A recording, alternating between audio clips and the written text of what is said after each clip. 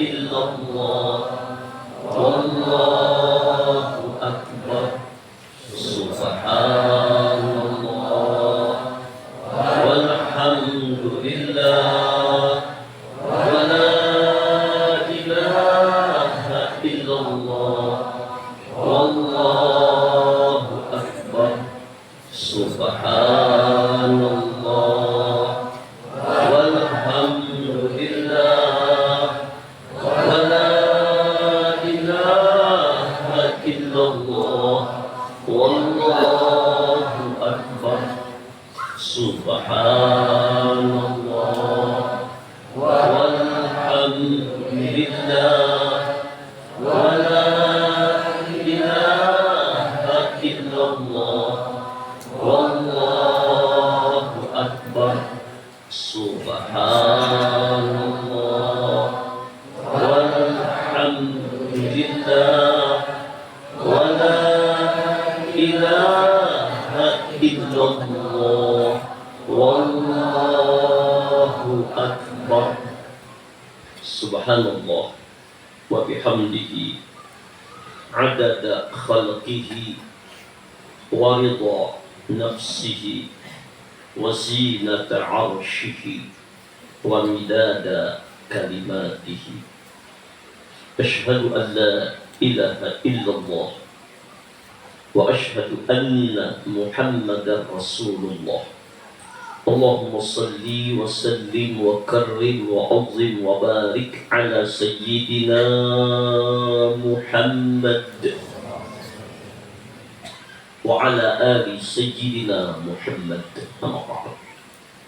Jamaah Majlis Ta'lim Darul Maghfirah, semoga Allah mencurahkan rahmat, hidayah, petunjuk, istiqamah dalam taat kepada Allah dan mahabbah kepada Nabi, wafat husnul khatimah. Allah ingatkan kita, ta'idha qadaitumus shalah fadhkurullaha qiyaman wa qu'udan wa ala junubikum. Selesai sholat, sholat itu adalah hubungan seorang hamba dengan Allah. Sesungguhnya puncak kelezatan, kenikmatan di dunia maupun di akhirat adalah memandang wajah Allah, berjumpa dengan Allah. Nah, bagi kita di dunia ini berjumpa dengan Allah di dalam sholat. As-salatu mi'rajul mu'mini. Sholat itu mi'rajnya orang beriman, meninggalkan semuanya, melepaskan dunia, dilepaskan karamat, dilepaskan pangkat, keluarga, bahkan akhirat dilepaskan, yang ada bermesraan dengan Allah. Selesai sholat, kata Allah, tetaplah berzikir kepada Allah. Jangan putus zikirnya hanya di waktu sholat, berdiri, duduk, berbaring. Bahkan utamanya ba'da salam, jangan lantas jalan. Makanya Rasul ingatkan kepada kita, man sabbaha dubura kullis sholatin salasan wa salasin wa hamida salasan wa salasin wa kabbara salasa wa salasin wa khatama mi'ata bi la ilaha illallah wahdahu la syarikalah lahul mulku wa lahul hamdu yuhyi wa yumit wa huwa ala kulli syai'in qadir. Ujar Rasulullah, barang siapa selesai sholat, terutama sholat terima waktu, jangan langsung jalan, jangan langsung aktivitas yang lain, bertahanlah dulu, ini minimal. membaca subhanallah 33. Subhanallah, subhanallah, subhanallah 33. Alhamdulillah, alhamdulillah, alhamdulillah 33. Allahu Akbar, Allahu Akbar 33. Kemudian ditutup dengan La ilaha illallah wahdahu la syarikalah lahul mulku wa lahul hamdu yuhyi wa yumit wa huwa ala kulli syai'in qadir. Kita baca sama-sama. La ilaha illallah wahdahu la syarikalah lahul mulku wa lahul hamdu yuhyi wa yumit wa huwa ala kulli syai'in qadir. Sekali jadi genap 100. Apa kata Nabi? Ghufirat dzunubuhu walau kanat misla zabadil bahri. Maka Allah menghapuskan dosanya walau sebanyak buih yang ada di lautan. Lautan itu bukan lautan Banjar, bukan hanya lautan Cina, lautan yang ada di alam dunia. Allah Akbar. Kalau dihitung nggak?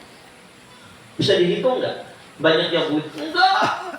Begitu besarnya karunia Allah, anugerah Allah bagi orang yang berpikir memuji Allah. Setelah sholatnya dia baca subhanallah 33, alhamdulillah 33, Allahu Akbar 33, lalu ditambahnya dengan la ilaha illallah wahdahu la syarikalah lahul mulku wa lahul hamdu yuhyi wa yumiit wa huwa ala kulli syai'in qadir. Sekali genap 100. Sekali baca seperti itu, dosamu sebanyak buih di lautan dihapuskan Allah. Karena habis asar baca seperti itu lagi, dihapuskan Allah lagi. Habis maghrib baca lagi, dihapuskan Allah lagi. Habis isya baca lagi, dihapuskan Allah lagi. Habis subuh baca lagi. Minimal 5 waktu dibaca itu. Ya Allah, pembersihan dosa.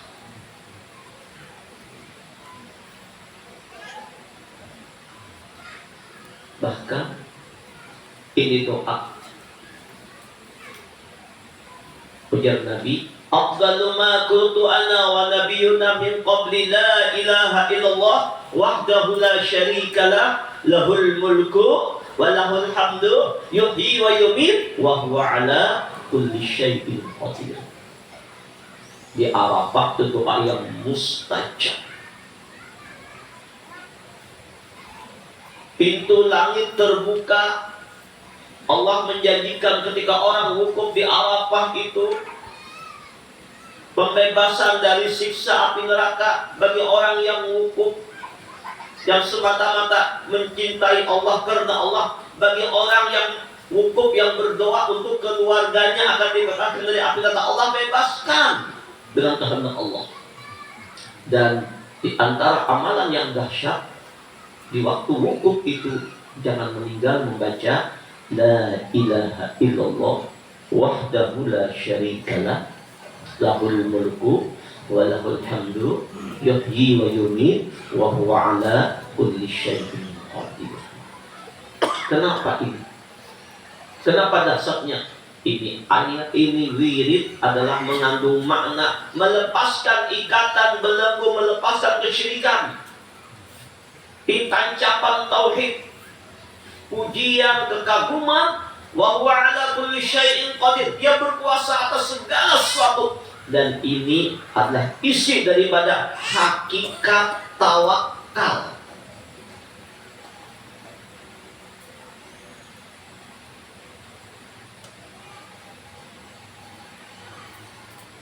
Ini yang diingatkan oleh Allah dalam Al-Quran. Wa 'alallahi fatawakkalu in kuntum mu'minin. Surah Al-Maidah ayat 23. Dan hanya kepada Allah Hendaknya kalian bertawakal jika kalian benar-benar orang yang beriman. Orang beriman itu gantungannya, sandarannya hanya kepada Allah.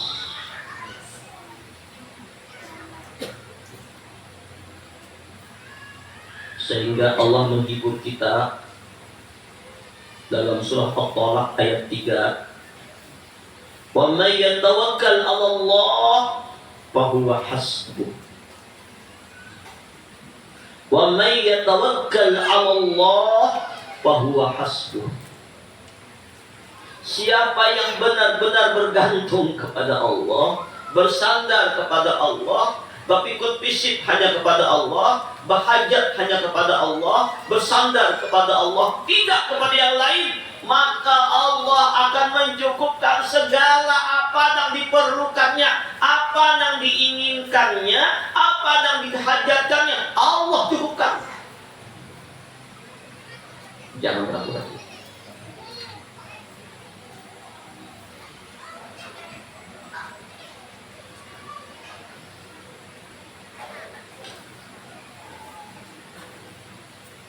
Di antara keutamaan orang yang tawakal, mari kita lihat hadis sahih an Ibnu Mas'ud radhiyallahu anhu qala qala Rasulullah sallallahu alaihi wasallam ra'aitul umama fil mausimi fara'aitu ummati qad mala'us sahla wal jabala fa'jabani kasratuhum wa hay'atuhum faqila li aradita qultu na'am qala ma'a ha'ula'i sab'una alfan yadkhuluna al-jannah bighairi hisabin. Qila man hum? Qala alladziina la yaqtuna wa la yatatayyarun wa la yastarqun wa ala rabbihim yatawakkalun.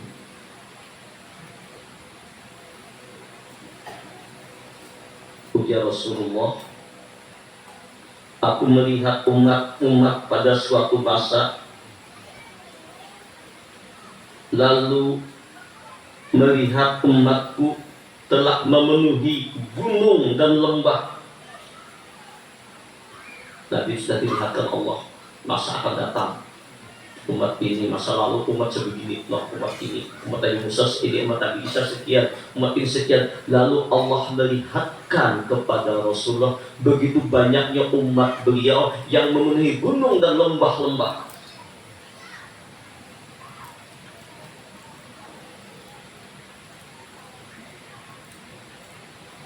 Sehingga ujar Rasulullah membuat aku kagum, gembira, senang, himung dengan jumlah mereka yang banyak. Maka Jibril alaihissalam bertanya kepadaku, wahai Rasulullah, apakah engkau senang? Apa jawab Rasulullah? Ya, aku senang, aku gembira. Jadi Rasulullah sangat senang kalau banyak diisi umat.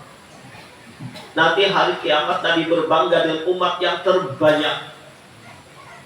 Artinya apa? Kalau punya anak itu jangan dibatasi, cukup 2 saja, banyaki. Tidak ada rumus. Bila banyak anak ada sigarin, enggak. Banyak anak, banyak rezeki. Setiap makhluk yang melata ini, wa ma min dabbatin fil ardi illa 'ala Allah rizquha. Setiap makhluk yang melata di bumi ini ada rezekinya dari Allah. Jadi jangan takut miskin, karena menanyakan omongannya, oh ada Allah. Berarti kan bertawakal kepada Allah, bergantung kepada Allah. Bahkan di negara-negara barat sekarang orang kekurangan manusia, makanya bila kawin dia dapat hadiah, bila punya anak dapat hadiah lagi anak tuh. Jadi Indonesia ini luar biasa.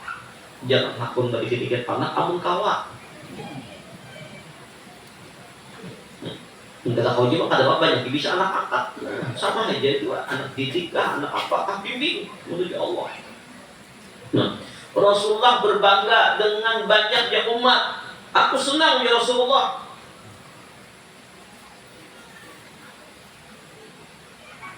Kemudian Rasulullah melanjutkan, beserta mereka, nah umat yang banyak tadi, umat Nabi yang banyak tadi,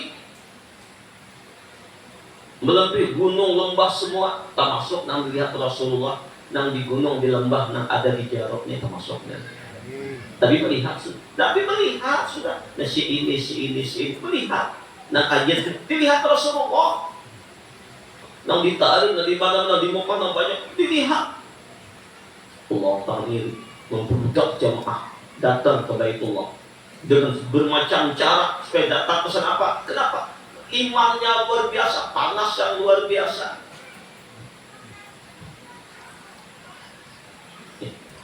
Alhamdulillah sudah tidak haji juga beliau yang Ananda setenda di kemah di Mina. Banyaknya manusia, panas luar biasa, kada gair, kada takutan mati bisa mati syahid, sepanjang bunuh diri. Banyaknya manusia. Nah, ya Rasulullah, di antara sekian banyak itu, beserta mereka ada 70.000 orang yang mereka masuk surga tanpa dihisab. Jadi, yang sekian banyak tadi, di antara yang banyak ada 70.000 yang masuk surga langsung, kada dihisab Allah. Mudah-mudahan kita hadir hari ini dan semua jamaah yang mendengar acara ini termasuk yang masuk surga bighairi hisab. Amin.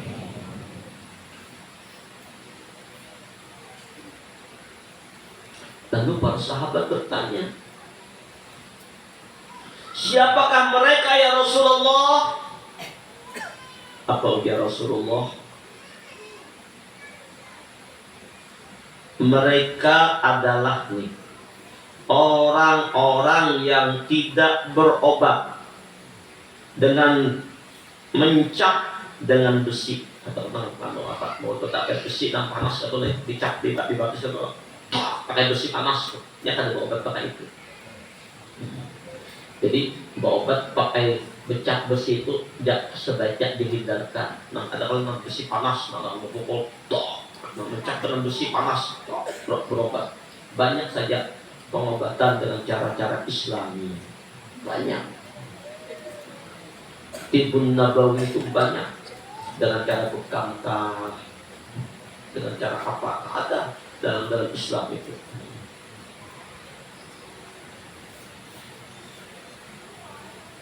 Tidak bertapaul dengan burung, artinya suara burung. Umpamanya bila diisi burung perkutut, ini bila bunyinya panjang,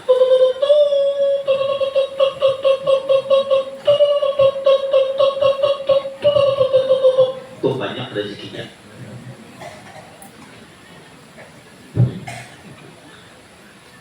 Bila bunyi sedikit rezekinya. Nah itu bertapaul lawan suara burung. Bila bingung burung ini karena berdatangan dunia lawan aku. Bila memelihara ayam cimahi, tahu ayam cimahi? Tahu enggak? Yang semuanya hitam. Cimahi. Patoknya hitam, kakinya hitam, semuanya hitam sampai darahnya hitam. Ini akan mendatangkan risiko orang-orang gaib senang dengan ayam ini. Lebih potonglah ayam tadi. diberikanlah lawan datu gerantung manang geruntung malu supaya datang duit. Ini bergantung lawan ayam apa ya? Cimani dulu.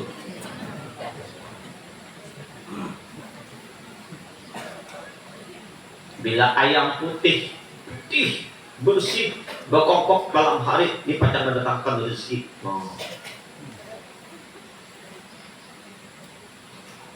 Bila mendengar suara burung kulai, dipandang ada yang mati.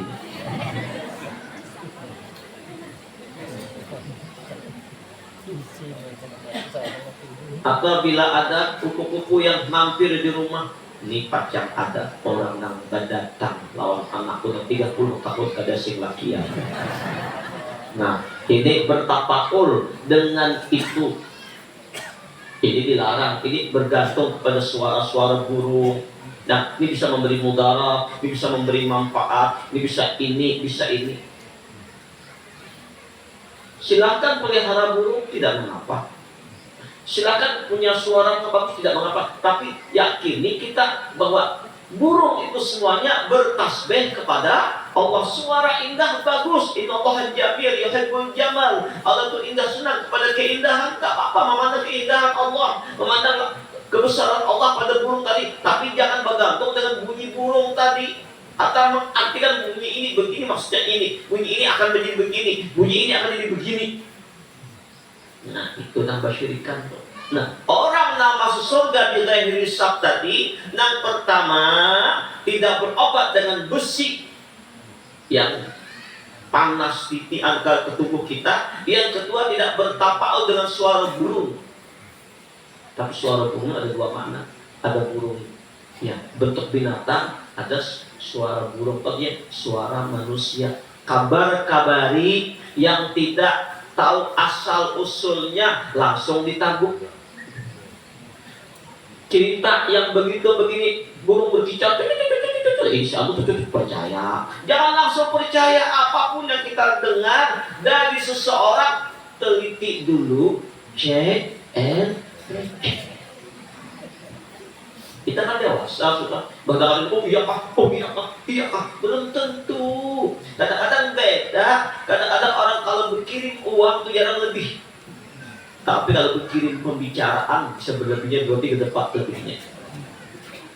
Nah, jadi teliti, waspada.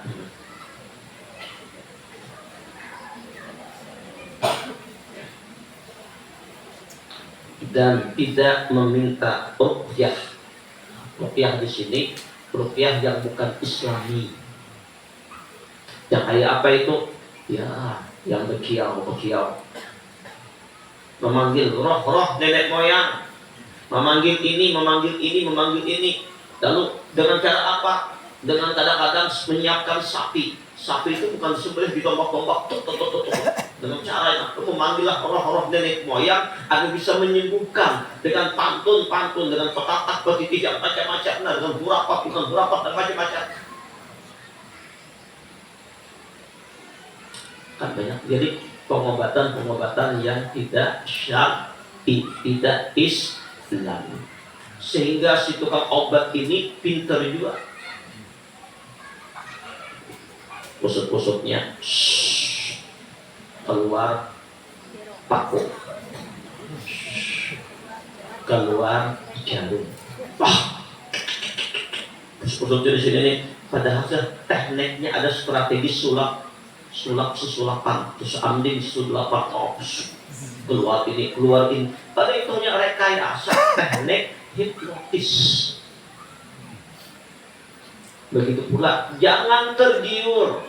Tolong jamaah berataan, baik yang ada maupun yang di mana-mana, jangan tergiur dengan barang gaib yang bisa mendatangkan duit. Tidak ada yang benar itu. Yang adanya duit seorang habis. Karena ini kalau minyakan sekian anunya, sekian ininya, ini ada petik ini ada duit separuh namanya mengeluarkan duit, ada barang ini cuma gaib kita akan munculkan macam-macam. Nggak ada. Tolong siapakah? Jangan percaya dan jangan apa Dan banyak yang terjadi di mana suatu tempat itu dukun itu datang orang mau dia bunuhnya, dibunuhinya, baru jadi dibunuhinya, pejamkan mata, konsentrasi bunuhnya. Terjadi ada tuh di TV ada kok. Jadi jangan tergiur. Apalagi tolong yang zaman sekarang zaman HP dan game itu ada judi online, judi haram, dapat duit haram. Hati-hati lagi yang berbahaya sekarang ini dengan main-main HP ini, hanya perkenalan di HP. Ujung-ujungnya apa? Tergoda. Akhirnya apa? Tergadai diri, amas habis diambilnya, seorang dihantuknya. Jangan mudah percaya. Ini banyak hipnotis sekarang seperti ini. Hati-hati. Sehingga sekarang ini, tapi nggak di sini loh. Laki yang setia, siap malam menyayanginya. Ini makam pasti bahagia. Orang lain, na'udzubillah. Ini dilaknat Allah. Nyata nanti takut mengirimin laki mengirim mau posting seorang makam nggak mengirim ke lain. Nang dekat jadi jauh, nang jauh jadi dekat. Coba jadi kota-kota besar. Kalau orang duduk kanan suami istri itu yang seikong seikong. Ada bulan ini asik jalan. Jangan sudah. Tolong Pak Aib 2 jam kalau banyak di HP lah, bahaya. Ini merusak waktu kita, merusak ibadah kita. Kita kan kalimatnya la ilaha illallah. Ini kebanyakannya la ilaha illa HP. Bila ada ber-HP itu sudah. Makanya maaf, berapa takut guru ada bisa HP, kada dulu sebelum ada. Tidak bisa HP. Bila ada net tolong cari asisten ini kok. Guru, tak HP kenapa? Tadi bisa dia bicik-bicik tuh. Tapi jangan salahkan HP-nya ya. HP itu kalau digunakan untuk maslahat manfaat baik. Dengar YouTube ceramah bagus. Dengar buka Quran Yasin bagus. Dengar pengetahuan bagus. Tapi yang kebanyakannya karena tangan dilihat, iblis kan tinggal diam, yang lain dilihatnya sudah terjadi zaman ini. Anak-anak berani dengan orang tua. Ya Allah, asik anak-anak kita sudah yang dulunya yasinan, maghrib isya ngajian, sekarang apa? HP, tengah malam datang. Allah, berani dengan orang tua. Kadang-kadang ya obatan, macam-macam ini sudah zamannya. Makanya tolong kontrol anak-anak kita, jaga. Dan paling aman tuh, anak tuh paling aman Anda ke pondok pesantren, atau Anda ke sekolah-sekolah agama, atau pun di umum juga datangkan guru-guru ngaji, pengawasan orang tua. Allahumma shalli ala sayyidina Muhammad wa ala alihi wasallam. Ini merusakkan sekarang ini.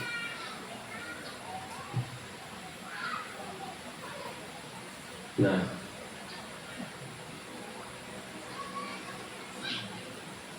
akan tetapi buah dari semua itu wa ala rabbihim yatawakkalun.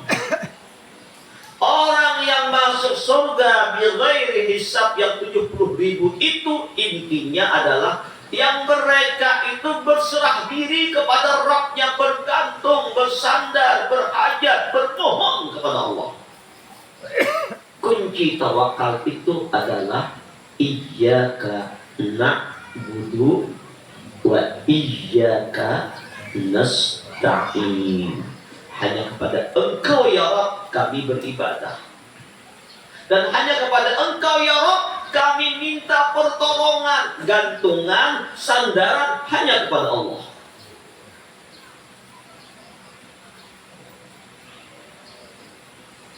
Setelah mendengar keterangan itu, Berdirilah Sayyidina Uqasyah radhiyallahu anhu. Saya berkata, wahai Rasulullah, doakanlah kepada Allah Azza wa Jalla agar aku termasuk salah satu dari mereka yang 70.000 itu. Maka Rasulullah Shallallahu Alaihi Wasallam berdoa, ya Allah, jadikanlah Uqasyah salah satu dari mereka yang 70.000 itu. Tiba Nabi mendoakan Uqasyah, yang lain umpatnya berdirian, ya Rasulullah, doakan ulun juga, doakan ulun juga, doakan ulun juga. Apa dia Rasulullah tersenyum? Uqasyah telah mendahului kalian.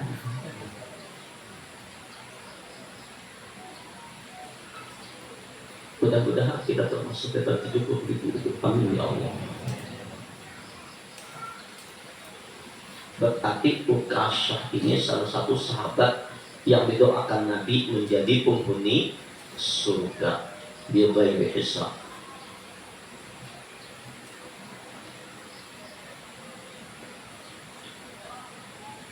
Satu isyarat dari baginda Nabi,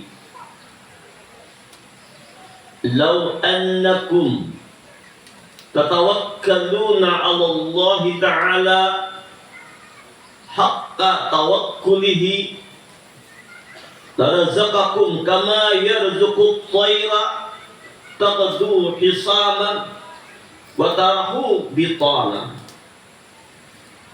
Seandainya ujar Rasulullah, kalian bertawakal kepada Allah Azza wa Jalla dengan sebenar-benar tawakal, maka pasti Allah Azza wa Jalla akan memberi kalian rezeki sebagaimana Allah memberi rezeki kepada burung-burung yang terbang, yang pada pagi hari pergi dengan perut yang kosong dan pulang pada sore hari dengan perut yang kenyang. Lihat burung, lihat ayam, lihat pagi hari kepalanya kosong, sore lihat ya kipak kotor. Burung pagi hari kosong, sore hari penuh isinya. Artinya apa?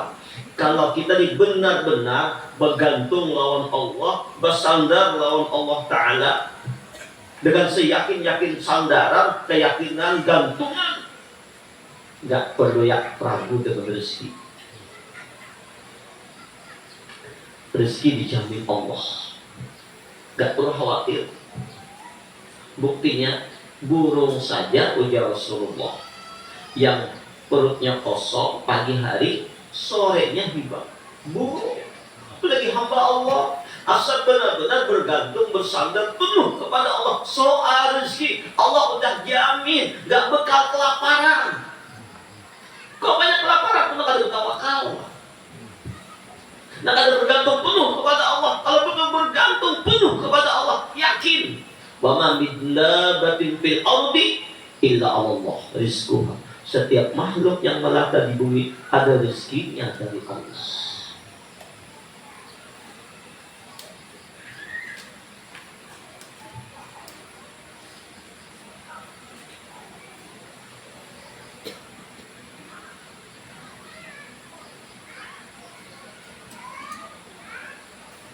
Dan manakala Ibrahim Al-Khawas membaca firman Allah Ta'ala, wa tawakkal 'alal hayyil ladzi la yamut wasabbih bihamdihi wa kafa bihi bi dzunubi 'ibadihi khabira. Dan bertawakallah kepada Allah Azza wa Jalla yang hidup kekal, yang tiada mati, dan bertasbihlah dengan memujinya, dan cukuplah dia maha mengetahui dosa-dosa hamba-hambanya. Ia berkata, tidak sepantasnya bagi seorang hamba ibadah Allah setelah membaca ayat ini bahwa ia berlindung kepada seorang selain Allah Azza wa Jalla. Para jamaah yang mulia, satu riwayat tentang tawakal. Ketika Nabi Musa alaihissalam mendakwahkan agama Allah dan mengajak salah seorang pengusaha kaya raya, Qarun, untuk berzakat, tapi Qarun membantah dan melawannya, sehingga Qarun sengaja membuat tipu daya kepada Nabiullah Musa untuk datang pada besok harinya lagi. Musa akan membayar zakat dengan mengumpulkan orang banyak. Singkat cerita, Qarun membayar zakat dengan mengumpulkan orang banyak. Singkat cerita, besok harinya Nabiullah Musa datang menemui Qarun. Orang sudah pada banyak. Lalu Nabi Musa berdakwah, mengajak bertauhid kepada Allah dan mengajak untuk mengeluarkan zakat. Tiba-tiba Qarun berkata, Musa, engkau hanya pandai berdakwah, mengajak kebaikan, tapi engkau pelanggar kebaikan. Engkau yang ahli maksiat. Nih, ini lihat kaum muslimin, lihat saudara-saudara sekalian, hai Bani Israel. Nih, ini orang wanita ini hamil. Tahukah engkau yang menghamili wanita ini adalah Nabiullah Musa? Kata Qarun. Bayangkan, di tengah orang banyak dituduh Nabi Musa menghamili wanita. Akhirnya banyak yang gitu ya Nabi ya. Tapi dengan tenangnya Musa berkata dengan tegas, hei perempuan yang hamil, apa benarkah perkataan Qarun yang menghamili engkau itu aku? Cepat katakan. Kalau tidak, laknat Allah turun kepadamu hari ini. Rupanya mendengar suara kebenaran, perempuan tadi gugup, gemetar. Betul wahai Musa, aku ini hamil karena engkau yang menghamili, kata Qarun. Sebenarnya aku sudah mendapat upah emas yang banyak agar aku mau mengakui kepada semua orang bahwa hamilku ini adalah pekerjaan Nabi Musa. Tapi aku takut dengan Allah. Bukan engkau ya Musa, ini orang banyak yang menggawiku. Banyak pelacur. Mendengar itu Musa marah. Ya Allah, ini balasan Qarun kepadaku ya Allah, dan didoakan miskin jadi kaya. Ya Allah, Musa, hari ini bumi tunduk atas perintahmu. Lalu ujar Musa, bumi tarik Qarun, sampai ke lutut. Qarun berteriak, Musa, maafkan aku, selamatkan aku. Tambah marah Musa, bumi tarik Qarun, sampai ke pinggang. Musa, maafkan aku, ayo gak apa-apa, hati kita bagi dua, sebagian untuk kaum muslimin, sebagian untuk aku. Masih aja mikir kan. Bumi tarik Qarun, sampai ke dada. Musa, gak apa-apa, ambil semuanya, tapi selamatkan aku. Bumi tarik Qarun, sampai ke dalam bumi. Dan Allah berkata kepada Musa, hai Musa, Qarun berteriak-teriak 4 kali minta tolong kepadamu agar selamat dari tarikan bumi, tapi tetap Qarun tenggelam. Hai Musa, ya Allah, demi kebesaran dan keagunganku, andaikan Qarun itu berteriak sekali saja memanggil aku minta tolong, pasti ku selamatkan ya Allah Ta'ala. Sayang yang minta tolong lawan nikah bukan kepada aku, ya Allah.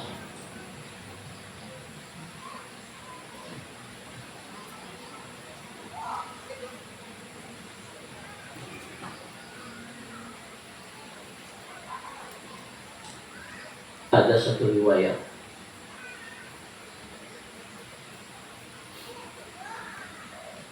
salah seorang sahabat dari sahabat Sayyidina Umar bin Khattab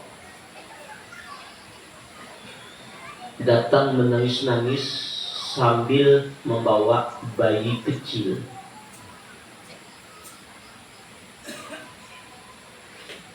Mengadu kepada Umar bin Khattab, "Wahai Umar,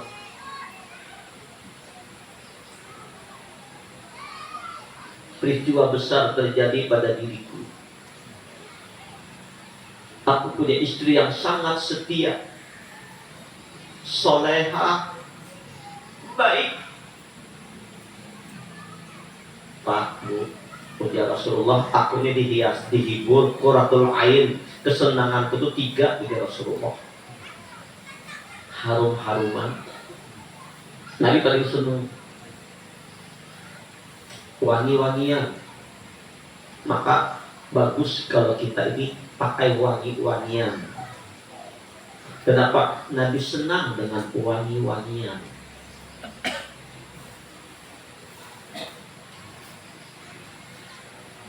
Yang kedua, kebahagiaanku di dalam sholat. Yang ketiga, punya istri-istri yang solehah, yang taat kepada Allah, taat kepada Rasulullah, yang menjaga harga dirinya ketika suaminya tidak ada, bakti, taat, patuh kepada suaminya. Wanita ini surga bagi Rasulullah. Menjaga sholatnya, berpuasa, ketika puasa di qada, bakti lawan kulit suami, surga. Jadi kalau berbina ini paling nyaman lawan laki, patuh. Kalau laki-laki beda. Nya kalau bisi mama bebinian wajib patuh lawan kuitan bebiniannya. Jadi kalau ada kambing yang mencium kaki Nabi, sujud kepada Nabi. Lalu berkata, andaikan boleh seseorang sujud kepada manusia, maka kuperintahkan seorang wanita sujud kepada suaminya. Wajib taat selama mengajak dalam kebaikan. Kalau maksiat jangan jadi pakai ikan kan harus taat anakkan buka jilbab lah, berjujukin sih jangan akun buaya biang kepada kundur hatarannya. Tapi selama dalam kebaikan, dalam ketaatan kepada Allah wajib taat. Tapi mengajak kepada maksiat, no.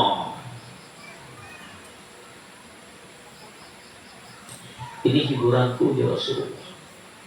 Jadi Umar bin Khattab itu orang yang soleh. Ketika aku tinggalkan mau berdagang, dia sedang hamil tua. Aku pegang perut istriku. Aku kepada berdoa, ya Allah, kutitipkan anakku yang dalam kandungan istriku ini kepadamu ya Allah. Pelihara anakku ya Allah. Aku pergi. Beberapa waktu dalam perdagangan, aku balik bawa dagangan rezeki yang banyak berlimpah. Ternyata istriku sudah meninggal, dikuburkan.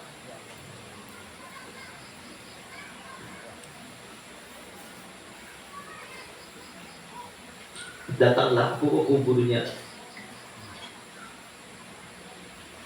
Dari kecintaan seorang suami kepada istri, datang menziarahi, mendoakan.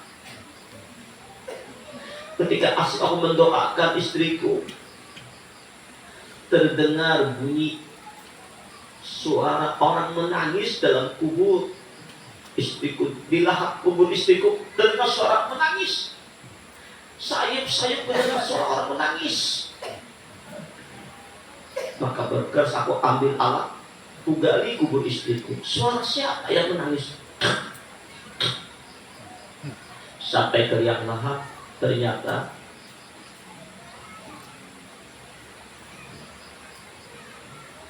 anakku. Rupanya meninggal bungkus, artinya meninggal dalam hamil tua.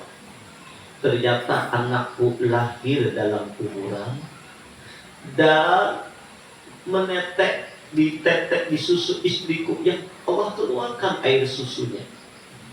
Padahal istriku udah meninggal, tapi anakku ini menyusui suara bayi tadi. Nih anakku.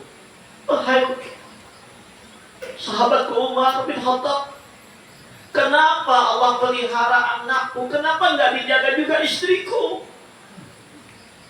Apa kata Umar bin Khattab?